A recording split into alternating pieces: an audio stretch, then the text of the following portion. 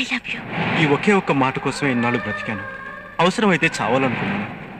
ఈ ఒకే ఒక్క మాట కోసం నీ తోడే నా నీడగా, నీ ఊపిరి నా శ్వాసగా మిగలాలనుకున్నాను. కానీ ఈ ఒకే ఒక్క మాట కోసం ఈరోజు సర్వస్వాన్ని కోల్పోయి అనాథగా మిగిలిపోయాను. తల్లి కడుపులో ఉన్న బిడ్డ ఆడా మగ అని తెలుసుకోవడానికి కూడా 10 నెలలు చాలు. కానీ నీ మనసులో ఏముందో తెలుసుకోవడానికి నాకు 4 ఏళ్ళు పట్టింది. తప్పు నీది కాదు సంధ్య, నాది.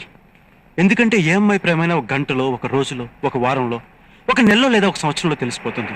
కానీ 4 ఏళ్ళుగా నీ వెనకబడ్డ నేను మూర్ఖుడిని, పిచ్చివాడిని. ఈ పిచ్చిలో నేను ఒక్కనే కాదు, నాలాంటి ఎన్నో వేల మంది యువకులు వైజాగ్ జగదాంబ సెంటర్లో, బెజవాడ బెంచ్ సెంటర్లో, హైదరాబాద్ హ్యాబిట్స్లో, గుంటూరు జినా టవర్ సెంటర్లో, ఒకటేమిటి ఆంధ్రదేశంలోని ప్రతి ఊర్లోని ప్రతి సెంటర్లోనూ స్వచ్ఛమైన ప్రేమ కోసం పిచ్చి వాళ్ళే తిరుగుతున్నారు.